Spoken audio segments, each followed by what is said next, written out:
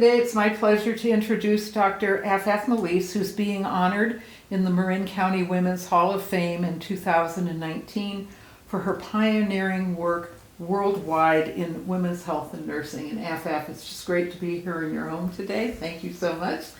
So let's begin with your family in Egypt, what it was like, what your family was like, your parents, and so on. Well, first of all, I'm absolutely delighted you are my interviewer, Joan. It's wonderful to reflect back on where I grew up.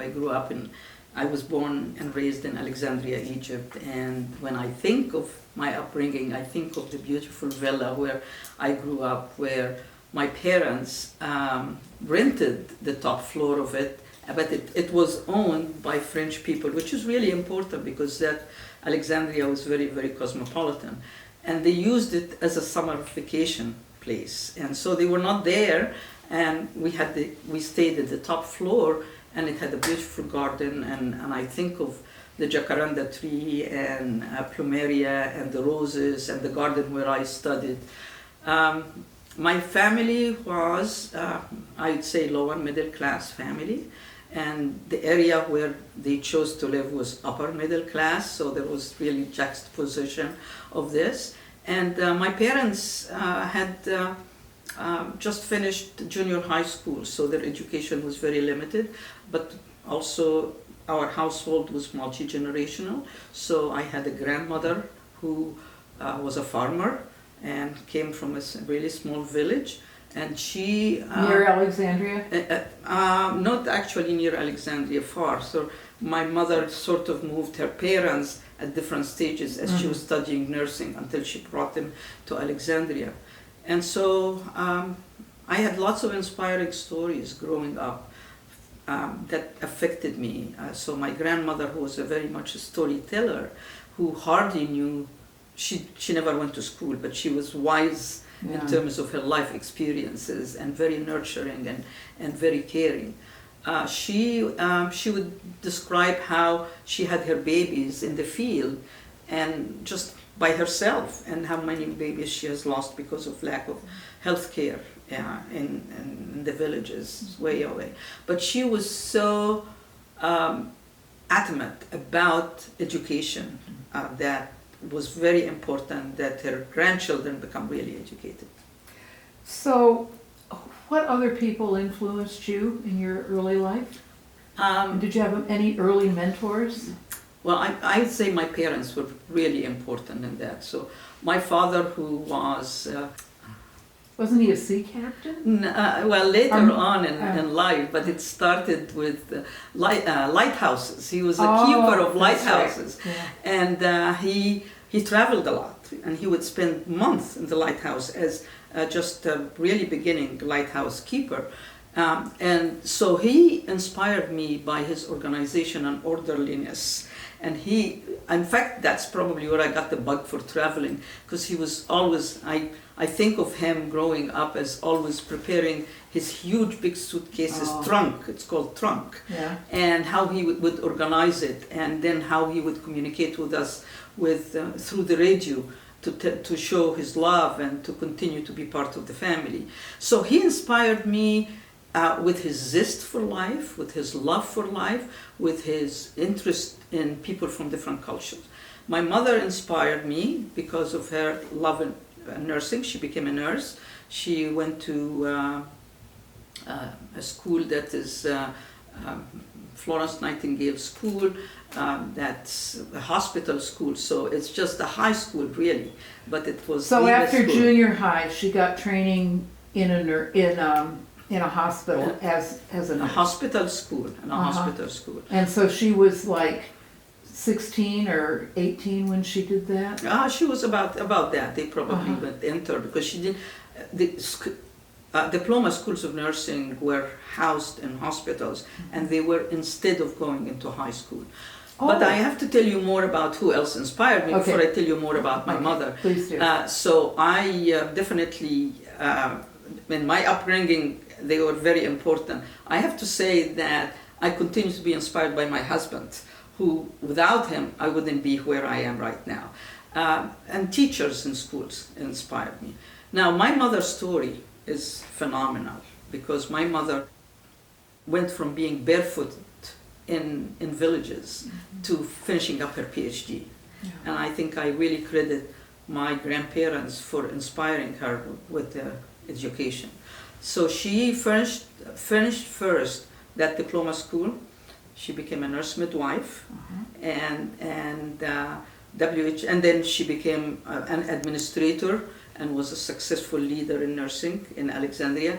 So World Health Organization came to Egypt and wanted to establish a baccalaureate program in nursing and wanted to find somebody to get the first bachelor degree.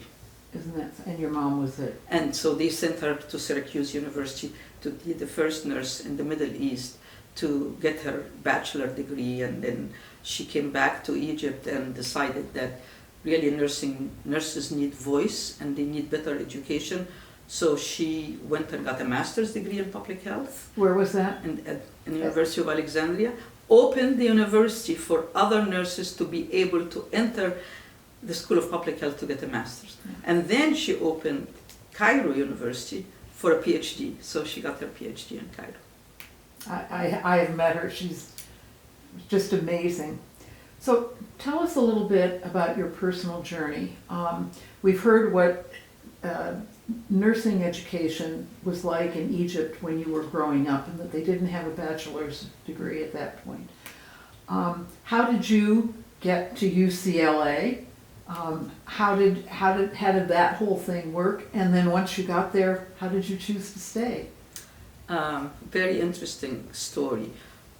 So going back to my mother, she really did not want me to go into nursing. She felt that nursing was undervalued, it's undercompensated, and that it's a struggle, and it was a struggle for her. But her struggle inspired me to wanting to be part of that struggle and to be challenged and to make some changes. The World Health Organization were trying to improve nursing in the world, and they chose Egypt and India and Mexico to develop baccalaureate programs. So coincidentally, most of the palaces in Egypt were confiscated. And the government decided if WHO, World Health Organization, is going to open the first baccalaureate program in the Middle East, in Europe, and in Africa, then they're going to give the school a palace. So here is the WHO establishing the school. Professors came from all over the world, a really wonderful environment to study, and the promise that those who excel in the school will be offered to compete for scholarships to continue their education. So first I was inspired by my mother that this is going to make a difference in the quality of care in the world. Second, there was just the government was really behind it and committed to do something. Thirdly, I thought this is a wonderful career. I'm going to be. So did you get your BA in Egypt? I got my Bachelor of Science in Nursing Yes. in the University of Alexandria. And then how did you get to UCLA? So then I competed for a fellowship, a scholarship. I wouldn't have been able to come to the United States financially. So I competed for a scholarship from Rockefeller Foundation. Bless their heart, decided, like WHO, they decided that to improve healthcare in the developing countries, they should give opportunity for nurses to get higher education. So I competed for a scholarship and I got a Rockefeller Foundation scholarship. I did not choose UCLA. I only applied, got the scholarship. They matched me with the university, so I didn't know actually where to apply. And that's what happened to many women in developing countries. It's very hard to decide. Had you traveled outside of Egypt before you came to California? I had traveled outside of Egypt to go to Syria because I was in the hockey team, in the field hockey team, and we competed. And because it was the very first a hockey team in Egypt, and it was at the University of Alexandria. All of a sudden, we became the national team. There you go. And so we traveled to Syria to compete. But I had never been. But because my mother had come to the United States, so that really inspired me that I want to study in there. So how was the transition for you from Egypt to wild California? Hollywood. I thought I was going to Hollywood and I'm going to be meeting lots of the Movie famous stars. movie stars there, which I did not, unfortunately. But Westwood was wonderful. Well, it was tough. I left my fiance. I was engaged at the time. I left my parents for the first time to 10,000 miles away, and in a completely different culture. And you know, under pressure to make sure I excel. Otherwise, Rockefeller Foundation would pull. But I have to say that UCLA was a very hospitable place for me. Rockefeller Foundation did it right. They brought us, a group of us from different countries. And so there was a cohort for us. So there was were you in an international housing situation? Not the housing, because we spread around. But we were an international group, peers, and we supported each other. We were from Mexico, Brazil, Switzerland, India, Japan, Korea, Japan. And we became very, very close group of friends. And I was just in Japan recently, and I saw one of my old cohorts.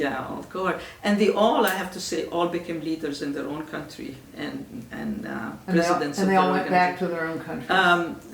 All of them, except probably me. Okay, so you stayed. Why did you stay? I had no intention to stay in the United States. That. I came to get my master's and then to get my PhD and to go back. The political situation. And this is what happened to us immigrants. It's not really one thing or other. So I didn't come as an immigrant. I came as an international student and to prepare myself and get the best from the United States and take it back and come back and forth. But the political situation in Egypt was not great, and it was becoming less democratic, and it went from monarchy to military rule, and we didn't think, my husband and I credit my husband actually for staying here. I had no intention of wanting to stay here. But he actually felt that we're not going to be able to do what we want to do, and we're not going to impact the healthcare system and engineering as much as we want to because of the political situation. But I just want to interject here. It's not like you abandoned Egypt, because as will unfold in this interview, you've had impact in women's health all over the world, including Egypt. And nursing education. And probably have had more of an impact than if you'd been able to go back, because it's been not only Egypt, but other developing countries and developed countries. So a lot of your, so you are an RN, you are a nurse, but you're not the person who sits there and takes my blood pressure.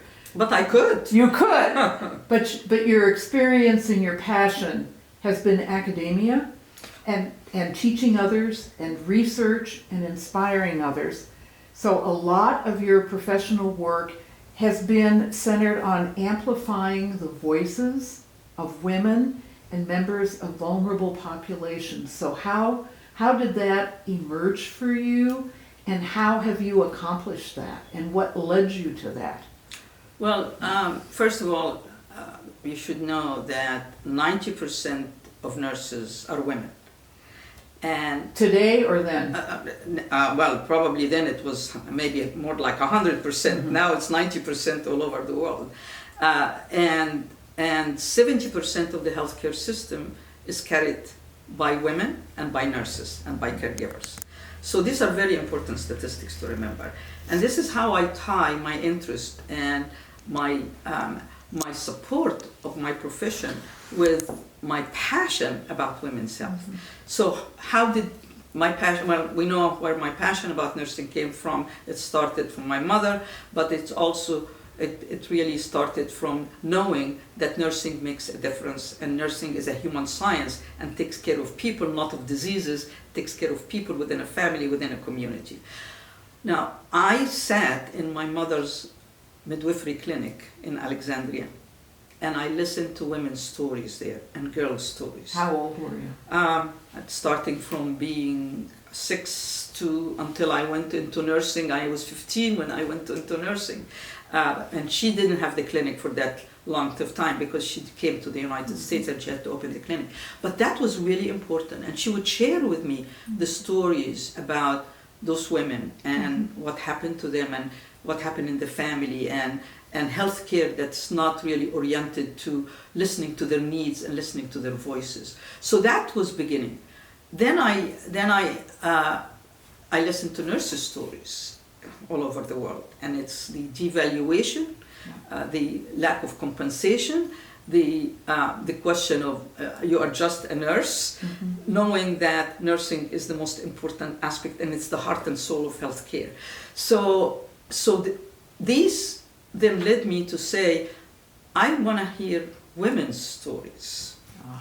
And so I listened to women's stories. I listened to nurses' stories, and then I listened to women's stories in Mexico, in Brazil, in this is where my research was done, in Colombia, in Egypt, in Kuwait, in Finland, in Sweden, and the stories are the same, whether they are women, nurses, or caregivers.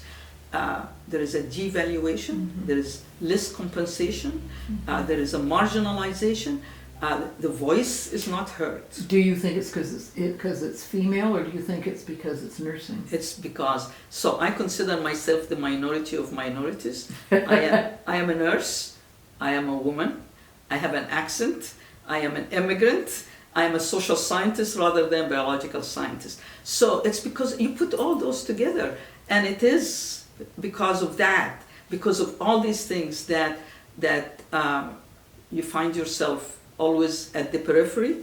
And so all these things gave me knowing that I really am privileged in many ways. I had opportunities and I got educated, and that there are others who are not quite as privileged and not quite as educated, and the doors are not open for them and there are barriers in front of them. So it made me far more sensitive to women's stories and hearing it, and actually to become an ambassador for women, an ambassador for nurses. Education opens doors. Yeah.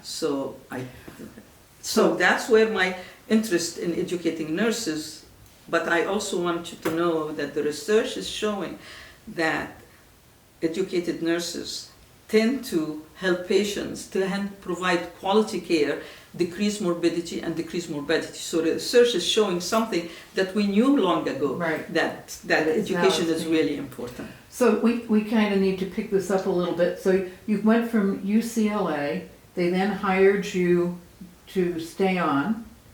They recruited me actually to stay on, but but there is another thing I want to share, because it's actually ties together my background to my interest in nursing. When I was 11 years old, my best friend in Alexandria was the next villa's doorman's daughter, who was one of 6 kids in the family. And I was an only child until 9 years of age. So we went to different schools, but we'd spend so much time together. Every summer, her family would send her to Upper Egypt to the extended family. And I would be really heartbroken because I was very much alone, and my family explained to me how important values are. Right. And that's why she goes back, so that she maintained those values. Well, one summer, she went, and she was about 11, 12, and she never came back. Yeah. And at the time, it was devastating that I lost my best friend. Right. But later on, it became more devastating because I understood that she went because she got married at the age of 11 to her cousin. So I normalized that because it's just part of a culture. And the more later on I thought about it, I thought that girls are against their will. They get married very young, they get pregnant very young, and therefore they die very young too. So just to do a chronology, you went from UCLA, then you came up to UC San Francisco, and you taught doctoral candidates, and then you got recruited to University of Pennsylvania to be the dean of the School of Nursing, and you committed to 5 years and were there, was it 16? Yeah, as a dean, 12 and a half. Yeah. 12 and a half. Yes. Yes. But I was there 16 So years. in this whole projection, you went from a country where there was not a bachelor's degree in nursing to, I know, because I know you personally, to probably the preeminent expert on women's health internationally.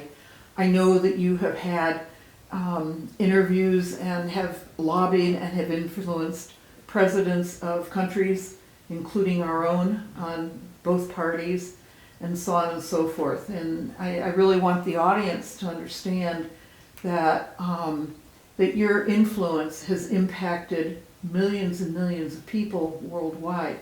And a lot of your emphasis has been on the role of urbanization of women and their health, and transition of when people get into new situations and how they need to cope and be flexible.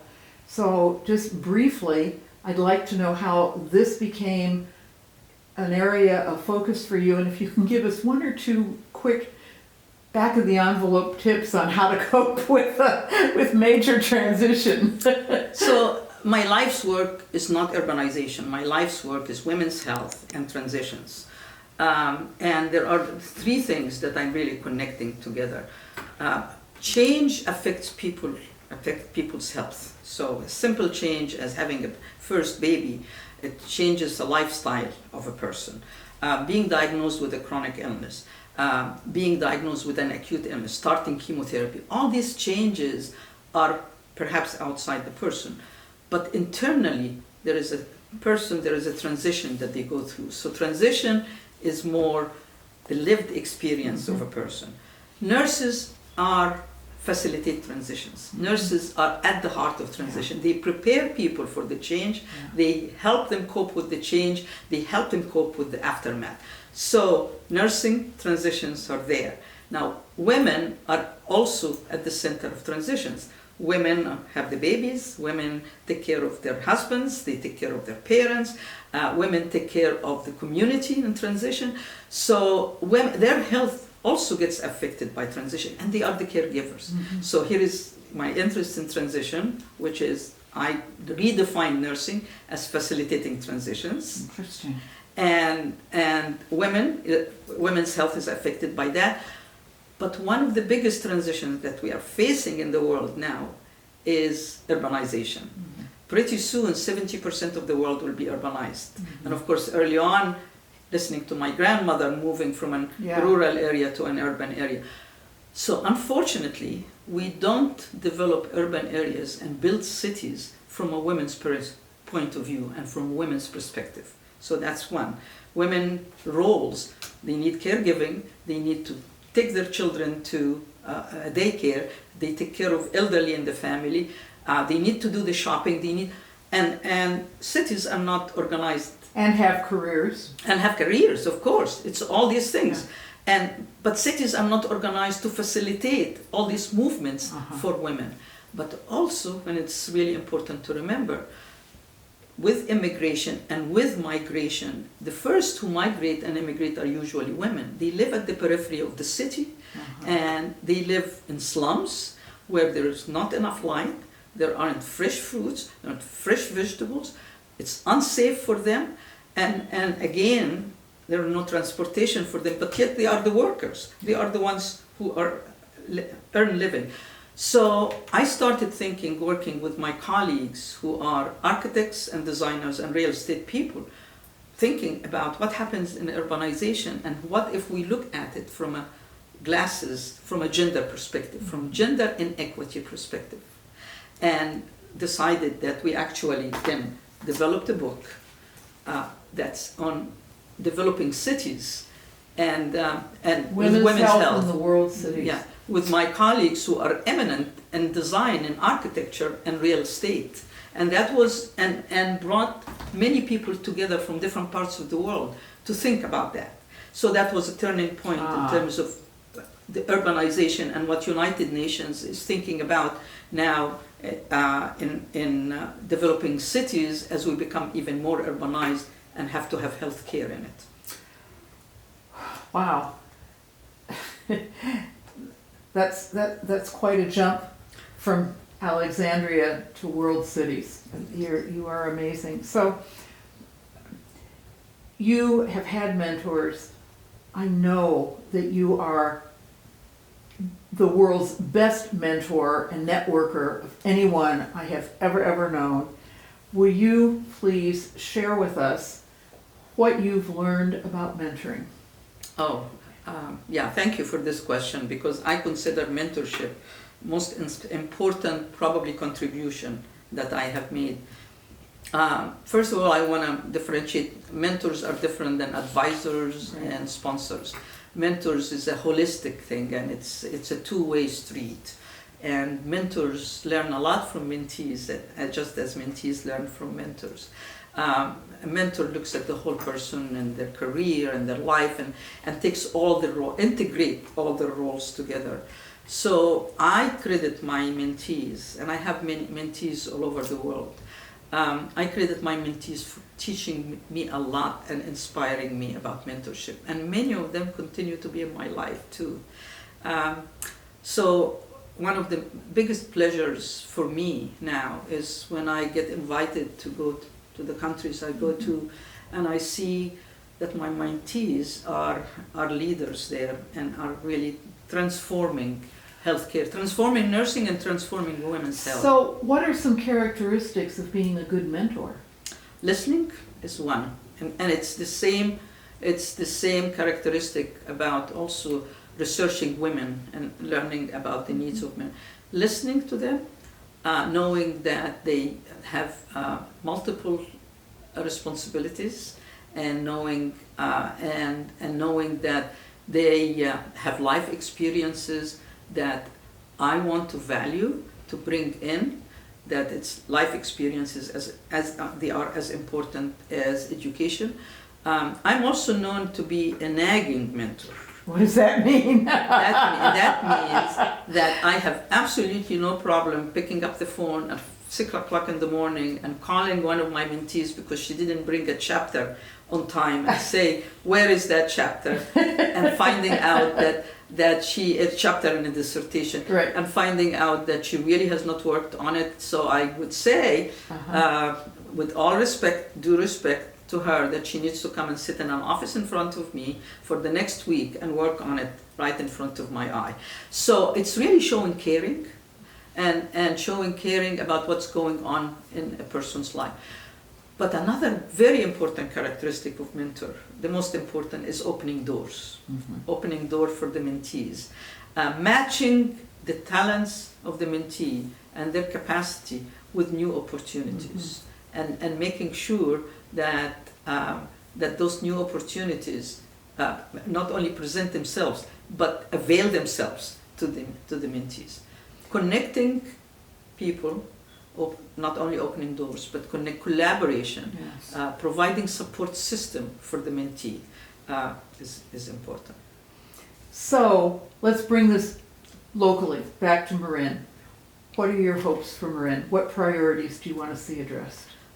I love Marin County. I raised my children here, and my best friends are in Marin County.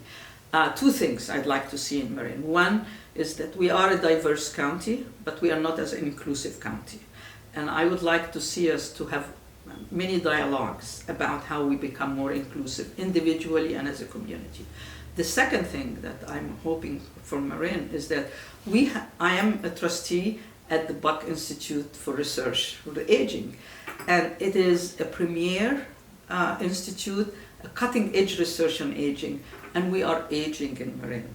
So I would like us to be also part of that dialogue, to be talk about what are the best models for inclusiveness of the aged people here and the different models of actually making them grow old healthy.